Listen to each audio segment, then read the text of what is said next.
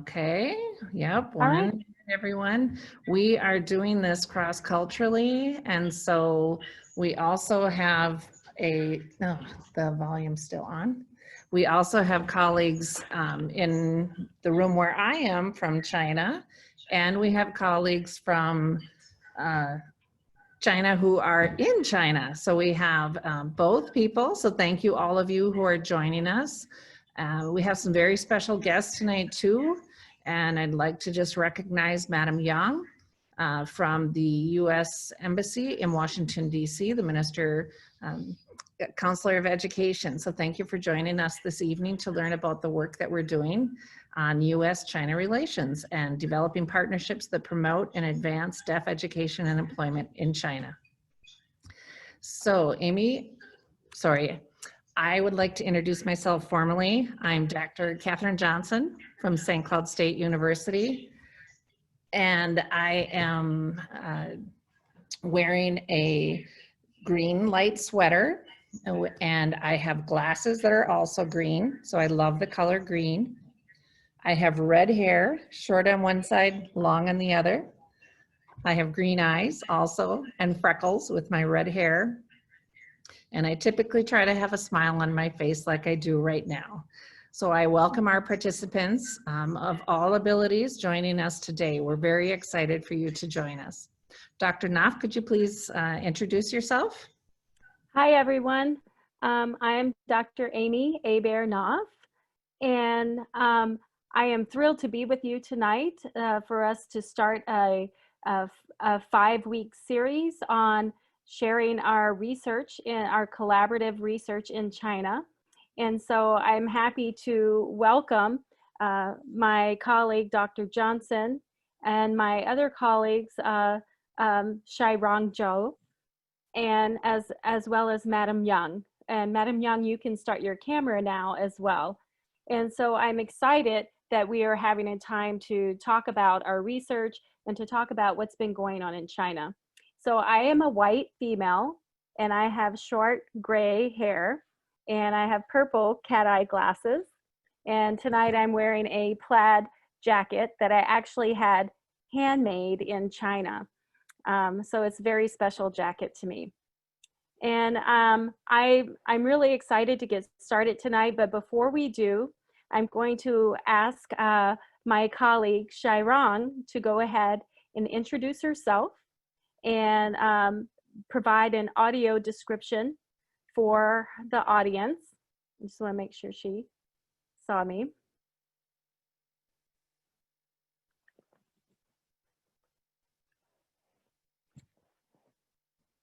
Oh, and before you get started, I just want to remind the audience, we are translating between 4 languages tonight. We are translating between 4 languages tonight. Spoken English, ASL, spoken Chinese, and Chinese Sign Language. So if we are going back and forth or having pauses, we are also listening to our Chinese partners to make sure that translation is happening there as well. So I'll turn it over now to Xuan to go ahead and audio describe herself. Thank you. Amy Kalmus, our interpreter, please could you do the voice interpreting for Xuan?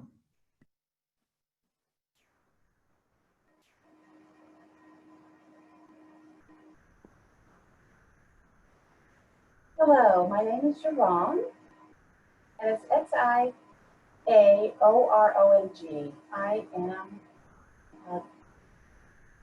I have graduated from college. I was a linguistics major, and I would like to thank Kathy and Amy both for allowing me to present this evening.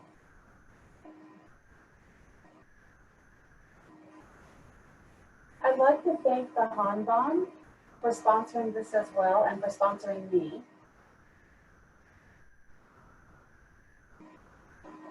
I have long, medium-length hair, black hair, and I'm using sign language, and so I'm easy to see that way, and I wear black rimmed glasses.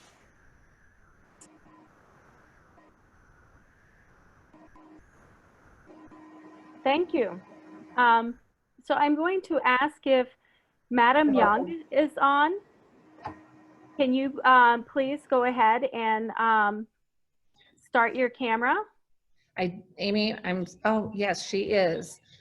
Madam Yang from China, from Beijing, China.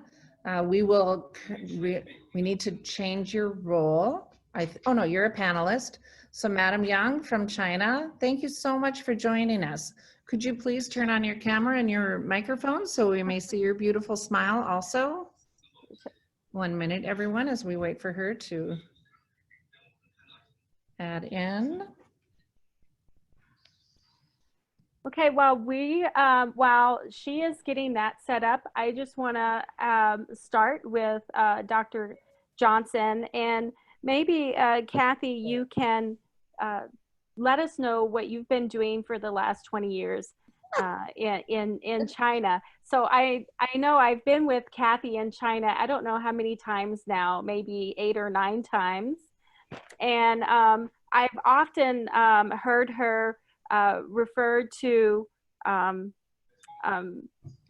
by Chinese people who love her and adore her. They often refer to her as Norman Bethune, who is very loved and who was a Canadian-born doctor who gave his, pretty much cared a lot for the Chinese people. And Kathy has given the last 20 years to China. And so if you can just give us a summary of what you've been doing and what your research has been about. Okay, thank you so much. So I also have my Chinese colleagues in here. Is there background noise for you, Amy Knopf? Yes. Okay, we need it to leave or turn off that computer. Okay, 1 second, they don't know which one. That one, 1 second. I don't know, can you bring them over here? Sorry, I'm with my deaf team and they don't know which computer is on. I think it's that one. It's that one. So we need to turn it off. Sorry, everyone. Or bring it over. So bring it over and I'll turn it off for you. So thank you for your patience. Okay, volume down. Volume is off. Okay, try again. Let's see. And if need be, maybe you need to go in the hallway. Okay, we'll get rid of our feedback. All right, here we go. My name is Katherine Johnson, and I am living the dream right now because 20 years ago was my first trip to China. And I went with Gallaudet University in Washington, D.C. as a young deaf and hard of hearing teacher in a mainstream public school in St. Cloud, Minnesota. And my first trip was for 3 weeks. And during that time, I was transformed.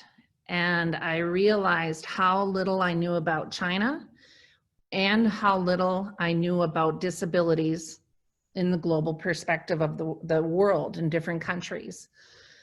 So on the plane coming home from China, I thought to myself, I went to China to find answers about deaf education in China. And I came home with more questions than I had left with.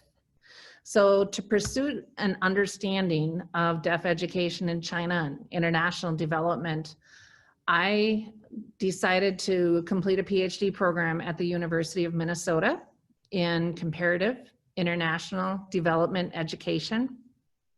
And during those 3 years of my PhD, I focused entirely on deaf education in China. And that was my first step in gaining knowledge and understanding of the deaf culture and deaf community in China. So throughout the last 20 years, I'll summarize it within 2 minutes and explain later more if we have time. I became a professor at St. Cloud State University, teaching and preparing young people to be special education teachers. And I worked to ensure that the teachers who we were preparing developed global competencies and understanding of disabilities on an international level. So we included discussions about the UN Convention on the Rights of People with Disabilities. We included discussions about different rights, different education systems, and I really worked to prepare our future teachers in the United States to have those global competencies. Fast forward a few more years, as I was working during that same time on developing China partnerships for our university. It was through those initiatives that I was able to work with our university president, Dr. Earl Potter at that time, on developing a Confucius Institute. And so we now have a Confucius Institute. We have had for 6 years. And through the support of our advisory board, through the support of Jilin Hanban, Jilin Province Education Department, and the people that I work with at Confucius Institute headquarters, we were able to integrate into our strategic planning specific goals and outcomes for including and engaging people with disabilities.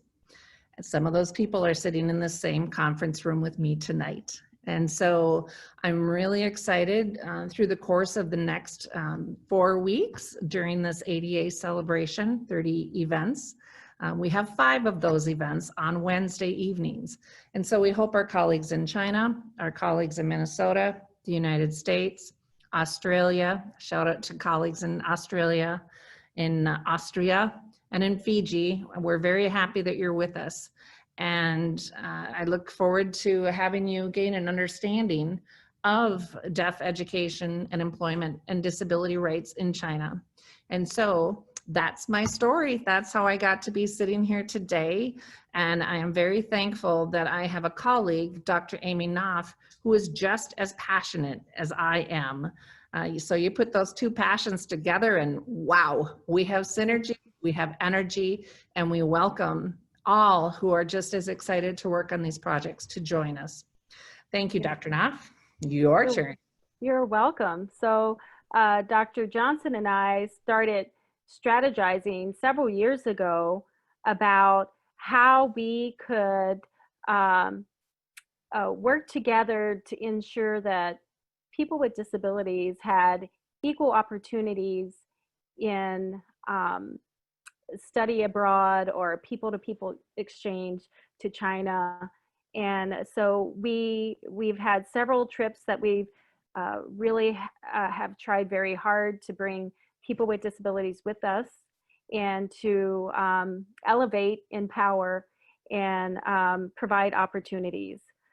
One of the things that happened was I became a George H.W. Bush Fellow and decided to do some research with my colleague, Dr. Zheng Xuan.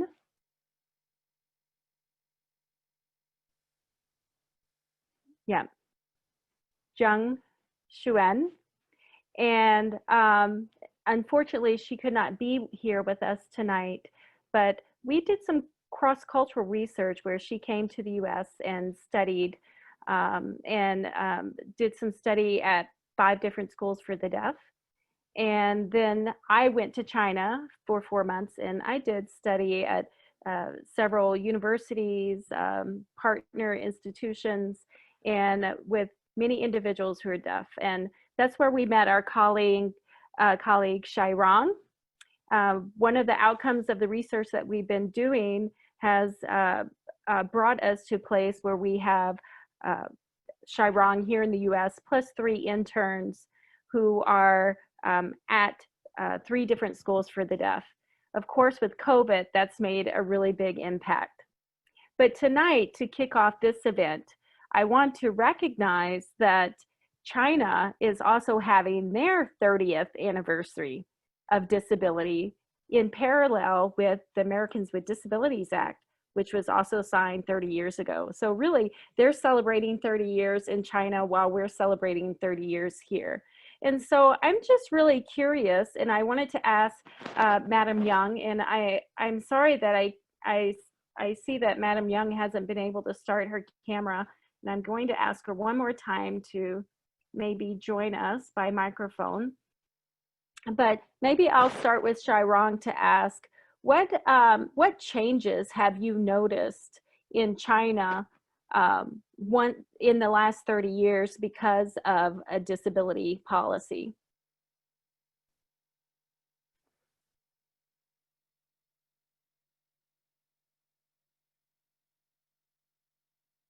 And I'll ask the interpreter to unmute. Yes, Okay. and so, okay. There. You're asking me, correct? Okay. Boy, things I have noticed, especially with elementary, not having any elementary kind of education at all. Or brothers and sisters going, you know, my brothers and sisters would go into elementary school, or I would see other kids going into elementary school, and I wasn't able to. I do have a sister who is deaf, and so we were together and able to communicate in sign language. So I had early language. So that was one very positive thing. And then with high school, I told my dad I wanted to go to high school. I was in Wenzhou, southern China, and saying that we had tried to find a school in Hangzhou. In Guangzhou, yes. In Guangzhou, thank you, for me to be able to join. So I was able to go to high school and I was able to graduate there. Then I wanted to go to the university, and I noticed nothing around, no provinces around in my area for me to be able to go. So I did go to Tianjin University in Changchun. But they didn't have what I wanted to study, which was, they didn't have what I wanted to study. And so I was able to find school in Beijing, and my dad, I said that I wanted to go to a big town. My father finally accepted that and allowed me to go. So I was able to graduate there in Beijing. I wanted to study sign language. And I noticed too that when I got there, their sign language was very different than the sign language that I had used with my sister. They were using more of a very total, based on character, not based on concept, language. And it wasn't a language that I had learned or that I had wanted to, but I went ahead and I took it. I learned as much as I could. 3 years later, I was pretty fluent in that sign language. And I'm actually pretty good at it. I'm pretty proficient at this sign language that I didn't know, but studied, and I'm actually proud of that. But it wasn't. I would have people. I would get in discussions and scuttles with people about the fact that my language was different. My sign language was different than their sign language. So after I graduated, I went to work. I worked for a government-owned company for 13 years. I worked very hard, and it was good, but I still hadn't yet found what I felt was my true identity as far as work goes. I felt like there were barriers. I was facing a wall, and so I went ahead and quit that job and went to school to study linguistics. And I thought in Korea, and I thought that Chinese and Korea would be the same, and only to find out that they were not. So 3 years later, I did receive my master's degree in linguistics, and Korea was great because they had offices. They had an office for disability. They had interpreters. They had I had access, where in China I never had any of that. And so I wanted to be able to emulate what I saw and learned in in Korea, to bring that to China as far as access and language goes for deaf people. So I moved back to China once I graduated. I began looking for a teacher job and just ran into many, many barriers. And I went to work for a Chinese company. For Hong is For Hong. A female who has a deaf-owned company. But yes. So because I wanted to be able to work in and support and advocate for deaf people and our language and our culture. And so we have been working on that now for many years. But here I find myself in America, and Kathy, I'm very grateful to Kathy and for Amy for inviting me and bringing me to America. And I look around and I see what I've seen here is that I've had so much exposure here in America to American Sign Language, to the technology, to different curriculums, to so many things that I've been looking at and reading. But in China, it's very few things that we have access that we have access and exposure to compared to what I've seen in the United States. So, so when you were young, you didn't really see the impact of the disability policy in China, but as you got older, you were able to go to school with your hearing peers, but then you decided to go to a school for the deaf where you had more access to language. Do you want to? Right. Yes.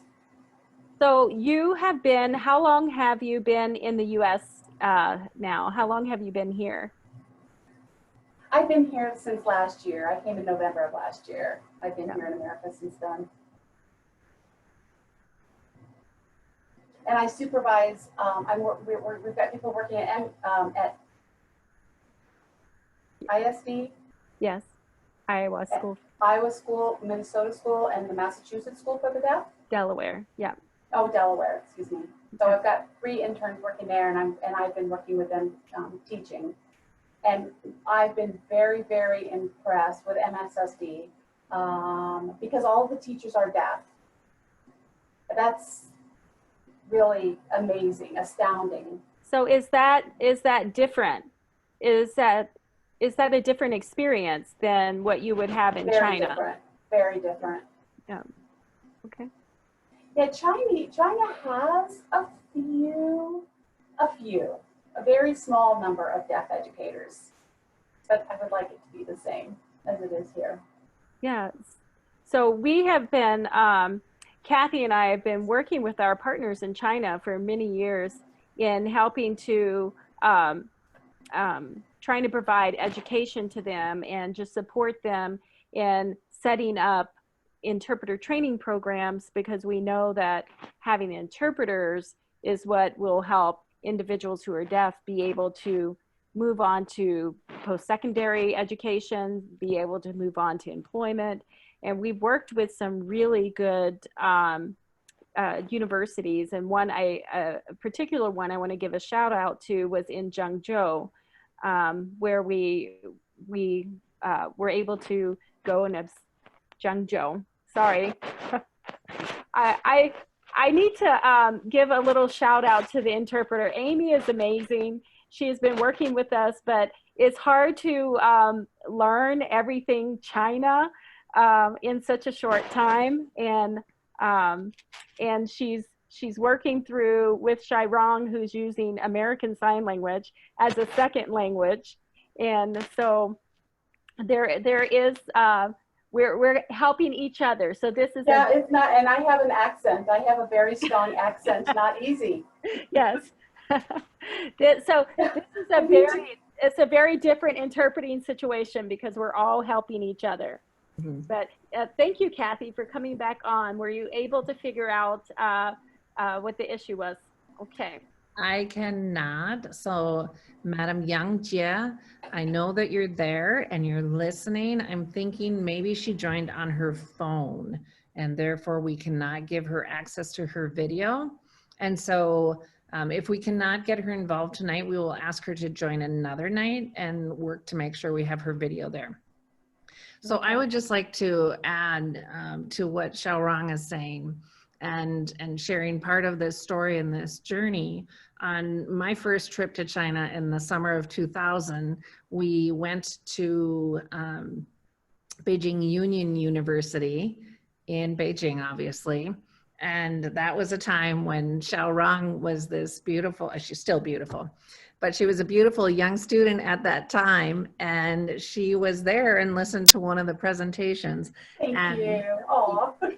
That we did with our group from Gallaudet University. And so it's part of that journey of amazement in that now 20 years later, we're working together with her as a visiting scholar having attained her master's degree in linguistics from the university in South Korea, and doing the work that she's doing. This is an area that Amy and I feel very strongly about as we work in the area of international disability and deaf education and employment in China. I want to provide a little bit of the theoretical background and let you know how we're working through this project and partnership. One of the theories that was embraced in my dissertation that still holds true today is systems theory. And so it's working in 4 systems within China because they're all interconnected. Within my heart and soul, my focus is on education, but that's one system. And in isolation, we are very limited in what we can do. If we only focus on increasing teachers who are deaf or promoting bilingual education, we're working in a very narrow field. And so we also have to think about the political system. What policies are there that impact education and development, and policies within the schools? Then we also need to think about the economic system. And this one has multiple layers. How are schools financed? How are teachers paid within special education schools? And what is the employment opportunity for independence within the economy of China, which is rapidly growing and developing? How can we work together so that people with disabilities are seen as contributors to that immense economic growth and development? Then the last one is incredibly important, and this is the social cultural system.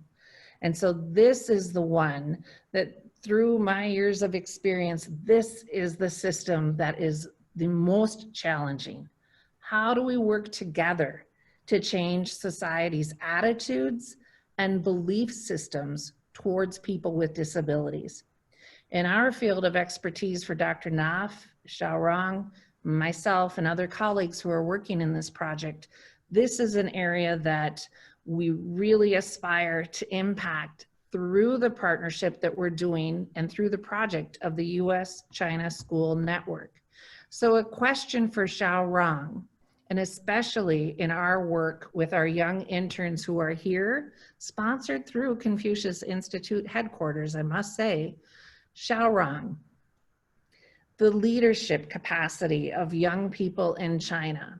How do you see us working together to help empower and strengthen the leadership capacity of young people who are deaf, both in K-12 education, in higher education?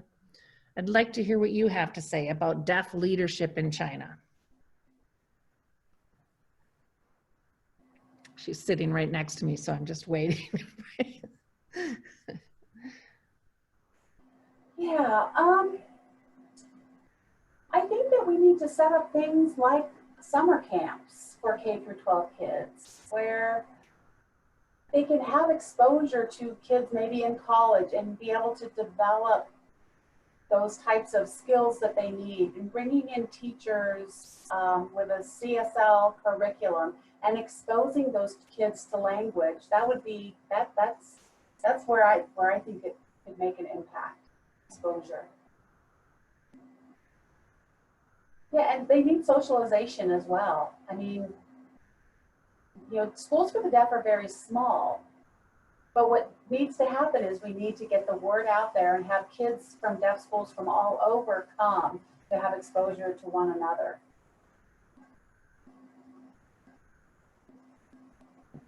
And that's what we're working on. And this week we have our deaf interns participating in a summer camp here with the goal and vision to potentially, when we're able to travel again, have a summer camp of both deaf students, higher education students, or high school students from the United States and China come together and experience and work together on developing their leadership skills. Thank you, Xuan.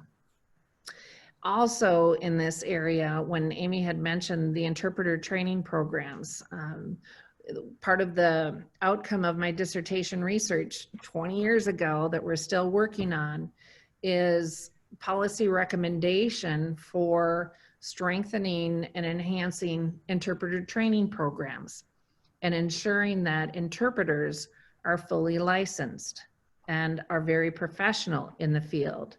And so I know that Amy, you had visited some of the programs, and Xiaorong, some of your colleagues are working in that area. Could you share a little bit from your visits, Amy, that you did about interpreter training in China currently? Yeah, I visited 9 different sites while I was in China. And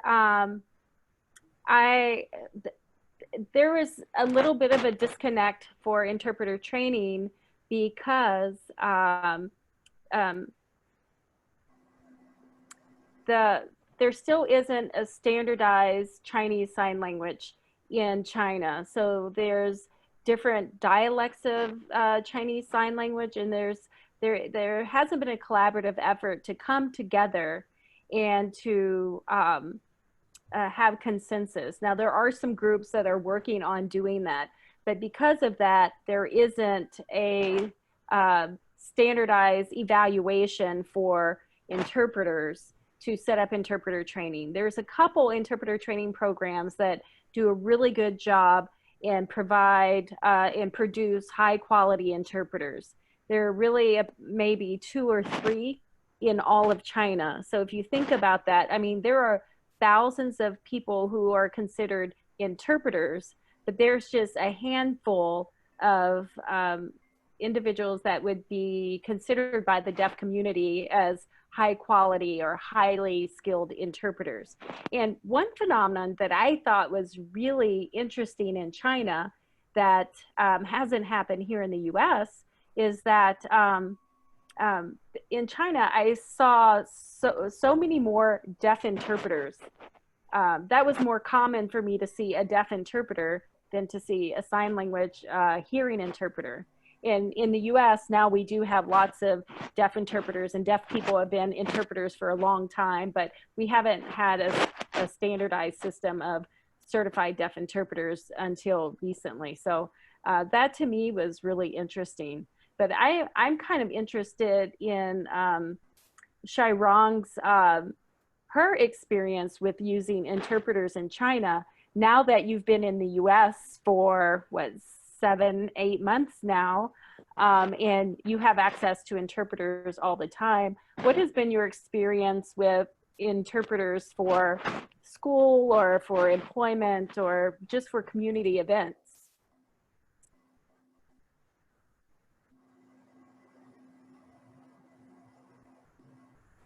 Well, all over China, both north, south, east, and west, all the sign systems are different. So the way that interpreters interpret in school, because we don't have a CSL curriculum, here in the US, the curriculum is the same basically. Interpreters learn 1, 2, 3 years, they learn the linguistics, and they are exposed to the culture and the socialization and the socializing that goes on.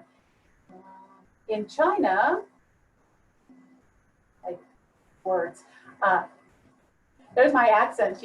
I'm using a Chinese sign for that. So in China, they are just oftentimes just different, the different signs for different words and facial grammar and so forth that goes along with that. It's tough because it's not standardized. And again, important for us to be able to have a general standard CSL curriculum so that interpreters are able to learn standardized signing. So in American Sign Language, I mean, there are so many classes taught, and there are so many classes that are taught so well. And there's practicums that are offered, there's technology that's available to them, there's structure that's available to them. I mean, just in less than a year that I've been here, I've seen a lot. And I've seen, I feel like, what, America's been around, what, since,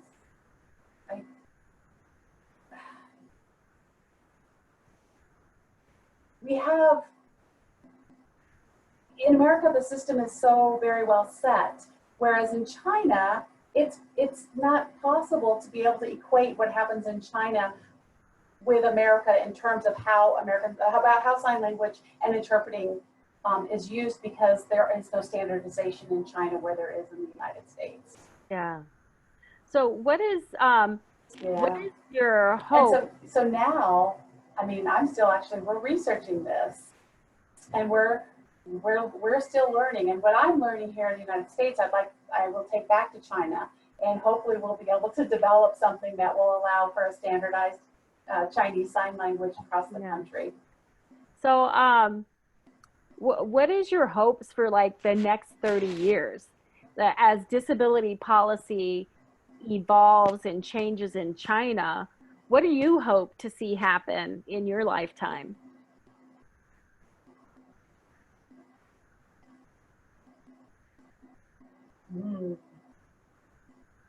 Well, my vision would be regarding development of deaf education, access to interpreters, where there would just be plentiful amounts of interpreters. Get Chinese Sign Language approved and recognized as a bona fide language. That would be my hope.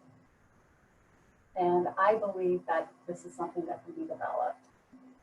I believe so too. It's really exciting. Well, I think at this time, I will go ahead and open the question and answer section.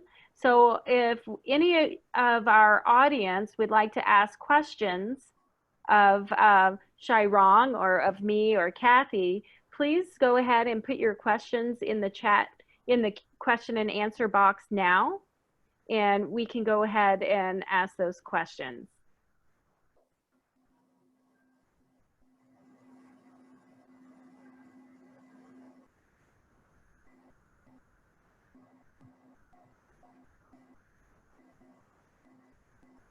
Any of our graduate students who are also participating, you are more than welcome.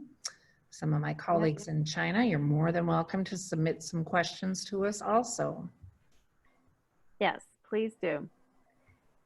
So I do have a question while we're waiting for our audience to give us questions. Xuan, I was wondering, what is your most favorite memory you have so far from being in the United States? What is the one thing that you've enjoyed the most? Kathy's cooking. I'm teasing. Yeah, no, yeah, oh boy, yeah, American cooking for sure. It's fantastic. Very different, very different.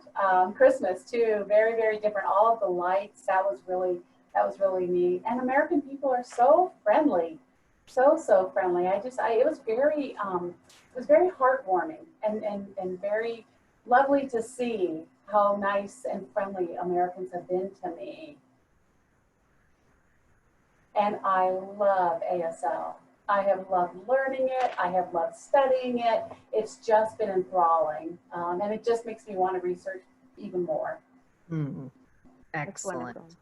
So we do have some questions coming in, and I'll read these if that's okay, Dr. Knopf? Yep, go ahead. Okay. So for Xuan, this is one of our young graduate students recently. What has been your inspiration for coming to America or the United States before meeting Kathy Johnson?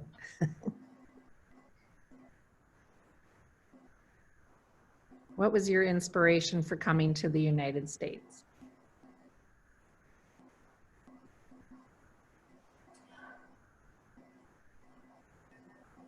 Yeah, at my university, there was a lot of talk about America, and that's when SARS had hit.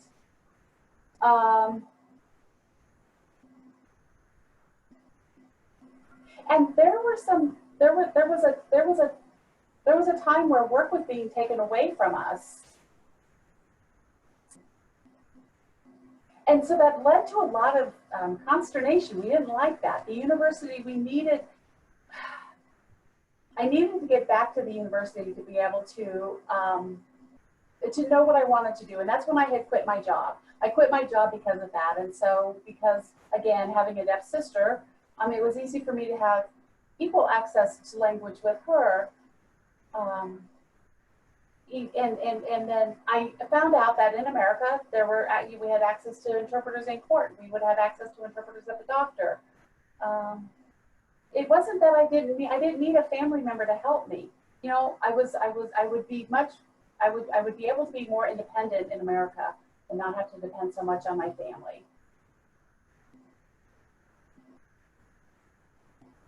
And so again, learning the Chinese Sign Language curriculum and what I've learned here in America, taking that back to China, I'm glad that I've been able to be here to be able to take with me what I've learned here, because it's very much a passion and a motivation that I have learned, what I've learned here in America, to take that back and share that with my country. Excellent. So Thank you. it's been really helpful for you to become bilingual in ASL, right?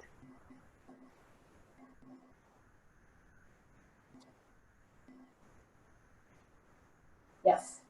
Yes. Absolutely. Yes, absolutely. And actually, Xiaorong is, yes. And I'm trying to get rid of that accent. I'm really working on it. That's because she also is fluent in South Korean Sign Language. So her brain is trying to function in multiple languages. KSL. KSL. Yeah. Oh, no, I'm not. No. Nope, I'm able to turn it off and I compartmentalize it. I'm able to do that. You know, and when I'm with my sister, I may use a different language than what I'm using here, but no, I'm pretty much able to compartmentalize and communicate in the language that needs to be communicated in. I don't want to get lost, especially in Korean Sign Language. So I still continue to read and study in that language as well. Amazing. Wow. You are a linguistic.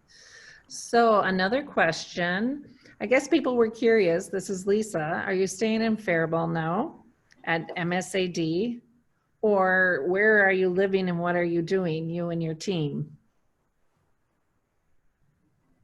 Right now I'm in a cabin. I'm living in a cabin, but no, I'm at MASD. I have been traveling a little bit, but right now I'm staying in a cabin. I'm actually relaxing. I'm off for a bit, but I am at MSAD.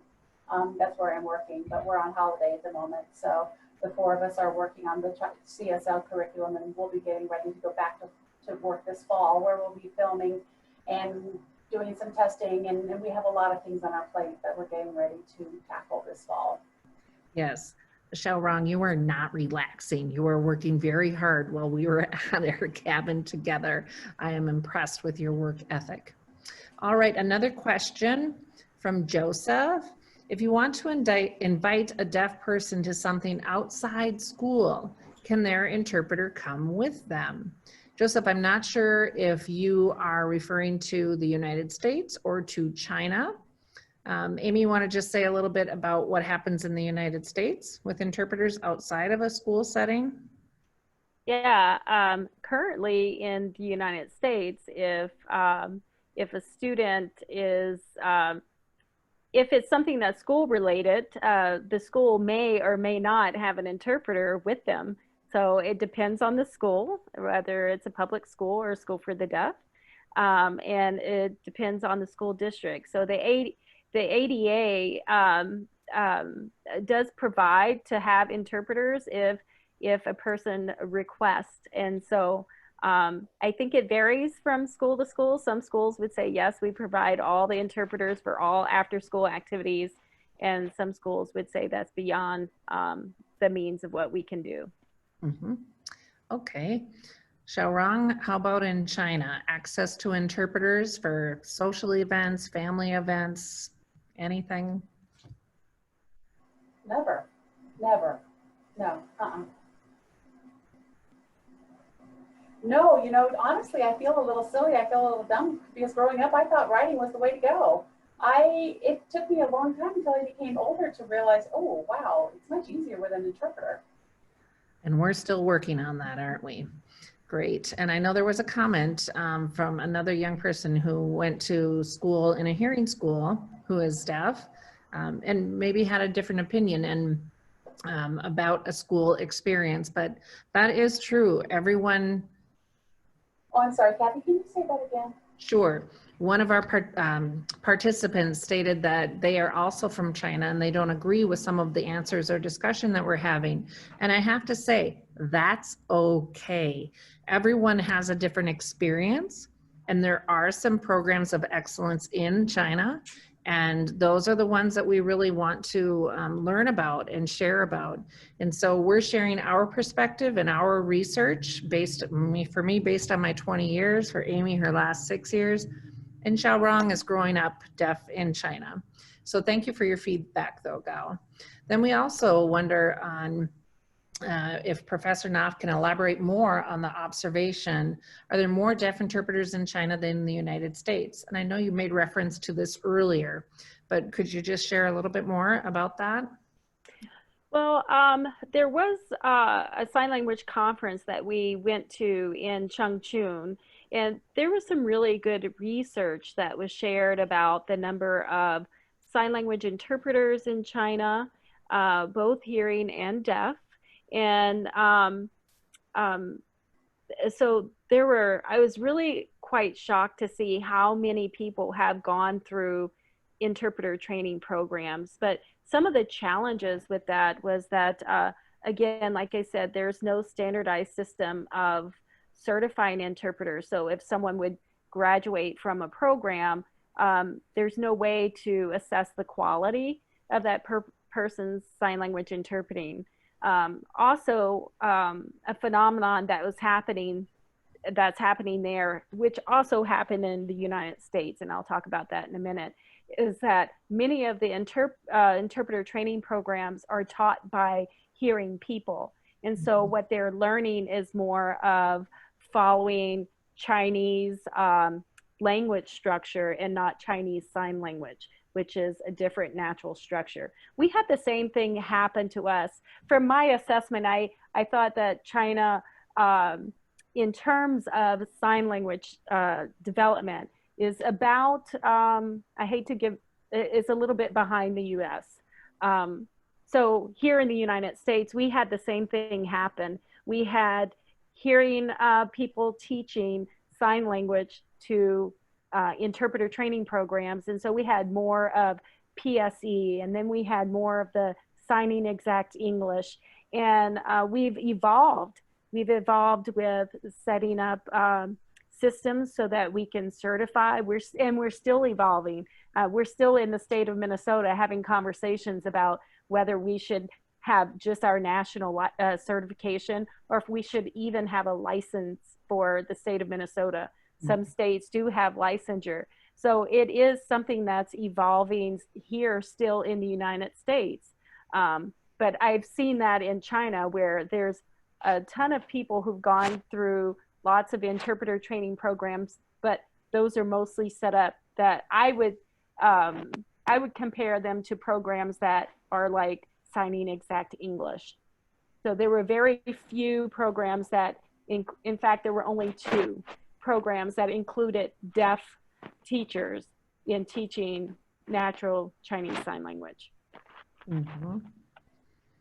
All right, and I know that that's an area that Xiaorong and her colleagues hope to have an influence on, is ensuring that natural Chinese Sign Language is embedded within the Chinese Sign Language interpreter training programs in China.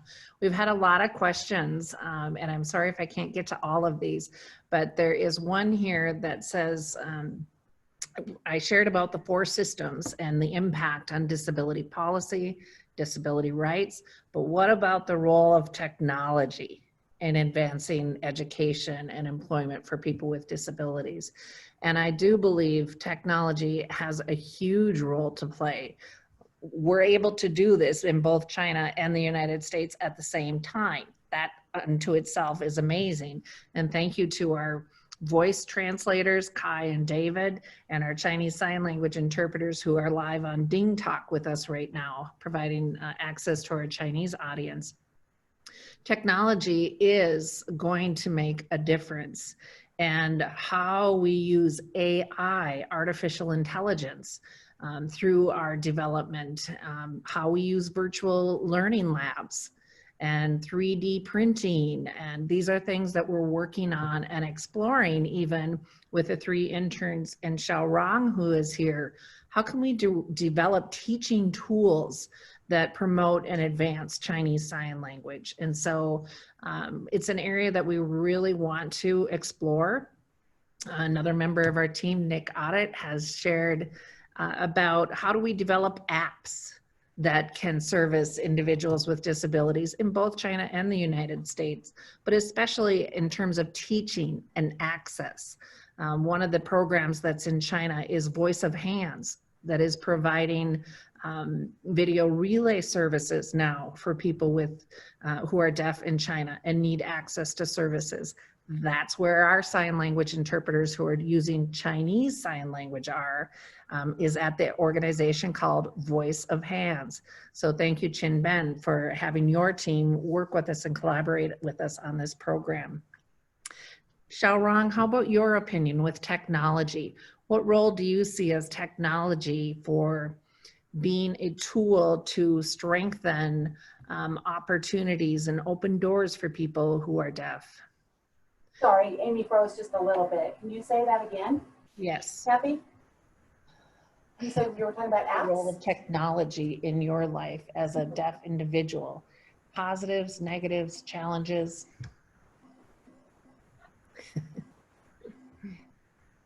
Yeah, well, with Chinese Sign Language, the 3 of us, 4 of us are actually looking at, oh my goodness, just looking at word for word for word is extremely boring.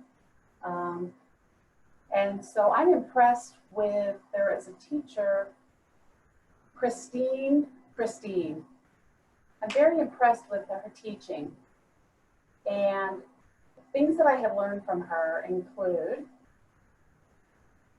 so being able to sign something like, what are you doing looking like this? Looking like what I just modeled. She sets it out by showing examples. How are you? And then it then becomes the person who's learning's turn to be able to sign back, how are you? It's more beneficial to be able to learn using that type of technique than it is by learning word by word by word. The same concept for an American Sign Language is sign for think for yourself, or it's up to you. I'm sorry, let me help the interpreter a little bit. Thank you. She's talking about an organization called Think Self. Oh, here think in self, think Minnesota. self.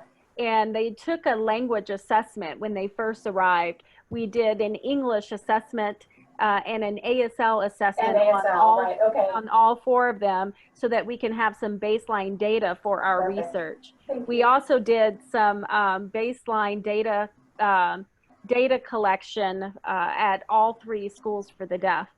But then we had COVID, so we'll have to wait another 6 months to do our post data collection. Sharon says, I am so curious about the ASL test that we took. Because after we took that assessment, the exposure that I saw, the exposure that I had was a little mind-blowing, actually. There were so many things that I didn't know, and it was good.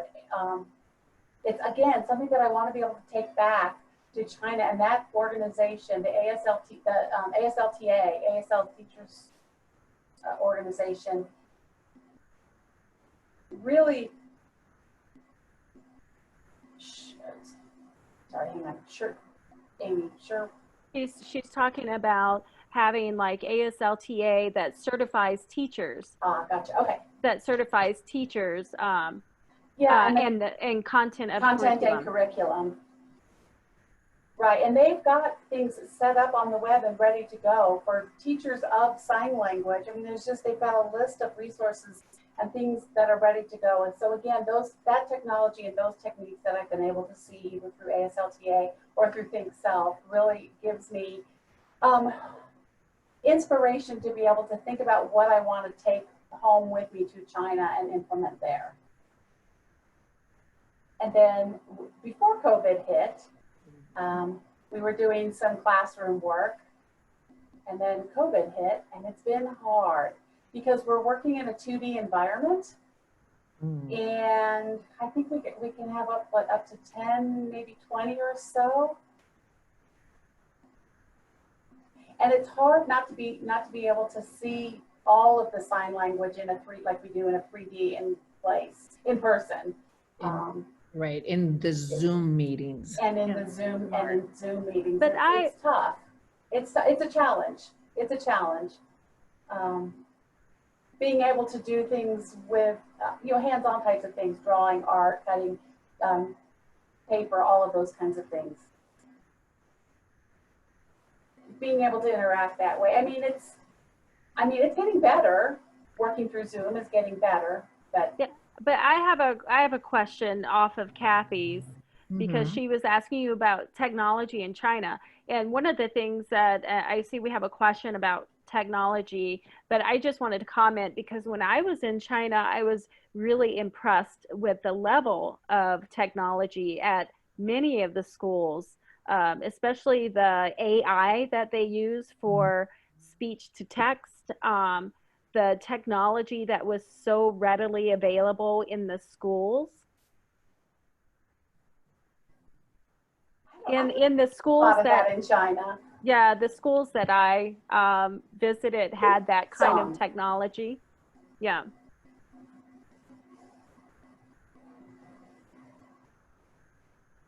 So in terms of technology in China, have you had barriers to access to technology for communicating with people, or?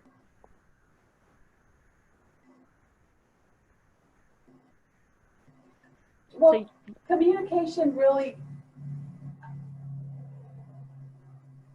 I need one-on-one communication in sign language, obviously. That's the best for me, is face-to-face in person. I can use like games, like technology, gaming, those kinds of things.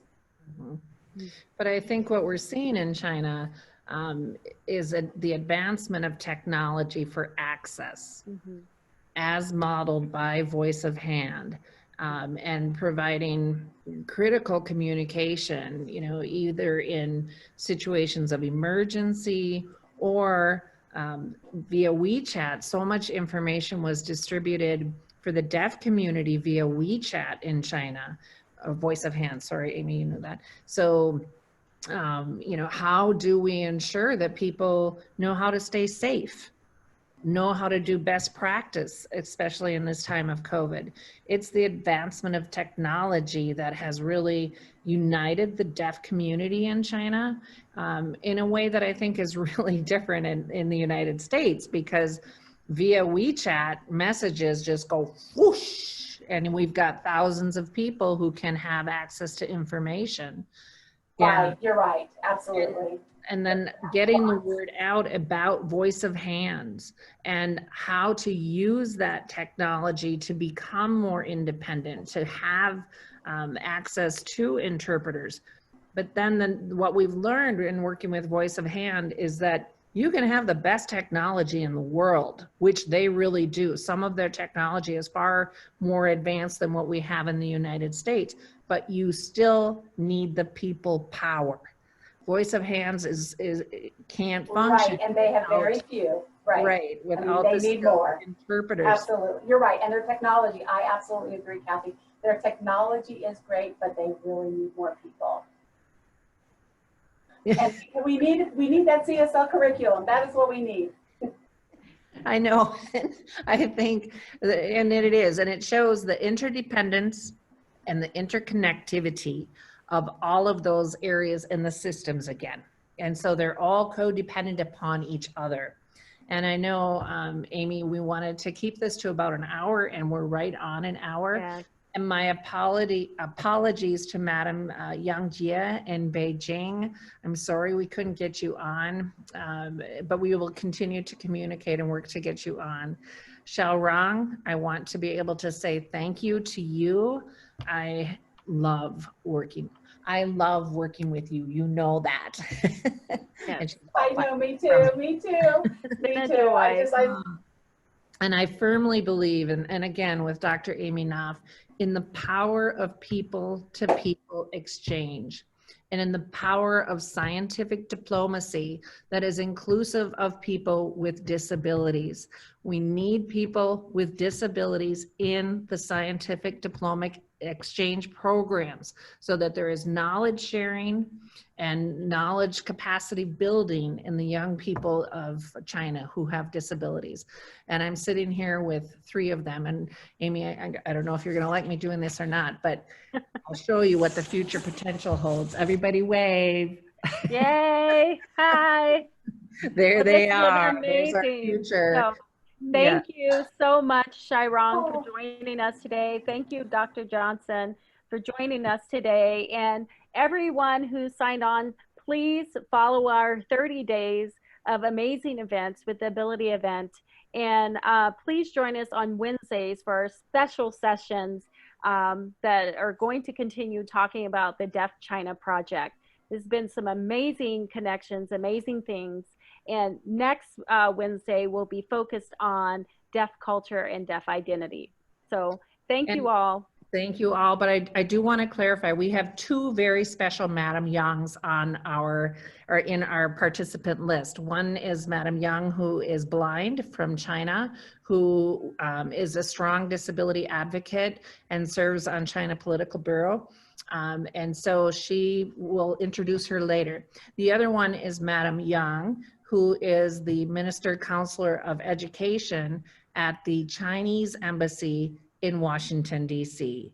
And so we're very appreciative of her taking her evening and joining us and listening to the work that we're doing through St. Cloud State University in partnership with Jilin Hanban, Jilin Province Education Department, and Confucius Institute headquarters, and most amazingly so, St. Cloud State University rehabilitation programs under the leadership of Dr. Amy Knopf. Thank you all. Thank you, Amy Kalmas, for interpreting for us. Thank you to our interpreters on Ding Talk. I really appreciate you working on this, and I think that technology will be able to continue to build bridges between China and the United States at this time when we need this more than ever. I love my colleagues in China. I love my job, and I'm very thankful for the support of China and the Confucius Institute headquarters, for which this would not be possible without. Amy? And the audience wants to see the interns again in the background. Oh, sorry. Tell them to come up. Come here and say hi. Come here. All right, they'll come and each say hi. Can you just introduce yourself? Hi, my name is Yukon. Nice to meet you. Happy to meet you. Hi, my name is Jixian. My last name is Ma. My sign name is this. I'm happy to meet you and excited that you're all here. Hi, my name is Xuan. And I'm happy to meet you. Yay. All right. Thank you. Why I love my job. They're so adorable. Yeah. I know. So in the next 4 weeks, you'll be able to learn more about them. Please share the word and encourage more of our colleagues to join us. We need more partners working in this area of international development and partnership. Good, Amy? Yes, thank you. Okay, thank you. Thank you, Xiaorong. And bye, everyone. For people who don't know, this is how we say thank you in Chinese Sign Language. 谢谢. 谢谢. 再见. Okay, bye-bye, everybody. Bye. Love you too.